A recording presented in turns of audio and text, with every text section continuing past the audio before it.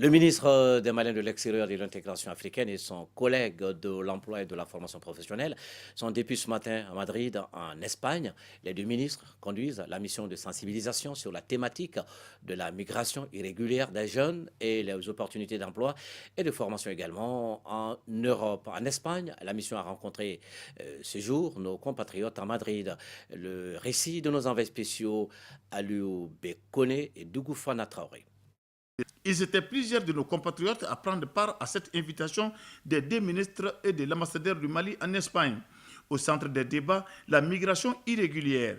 Les effets néfastes de cette migration irrégulière ont été expliqués de fond en comble. Il ne s'agit pas des rapatriements obligatoires de nos compatriotes vers le Mali, mais d'appuyer les rapatriements volontaires avec des projets productifs. Ce projet, pour l'essentiel, se résume en ce que nous pouvons dire migration et développement. Donc aujourd'hui, nous sommes là en campagne d'information et de sensibilisation par rapport à l'ensemble des projets qui contribuent aujourd'hui à financer les projets au Mali en faveur donc des jeunes diplômés, des jeunes ruraux et toutes les catégories de personnes migrantes qui décident aussi de retourner au pays afin de se réinsérer dans le tissu économique national. Plusieurs initiatives sont déjà opérationnels au Mali. Il s'agit entre autres de 13 projets financés par les services du ministère de l'Emploi et de la formation professionnelle.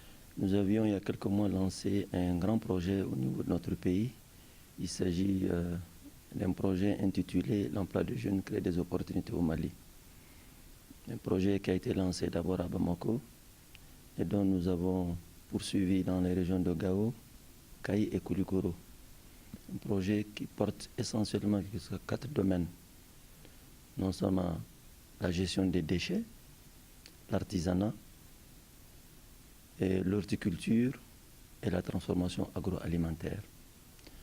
Nous avons, mon collègue et moi, constaté que pratiquement de ces régions, beaucoup de jeunes abandonnent ces principales activités que je viens de dire et se retrouvent en Europe. Notre mission s'inscrit non seulement de sensibiliser nos collègues à ne pas aller dans l'immigration irrégulière, mais leur dire également que ce projet que nous avons porté porte essentiellement à 15% pour eux.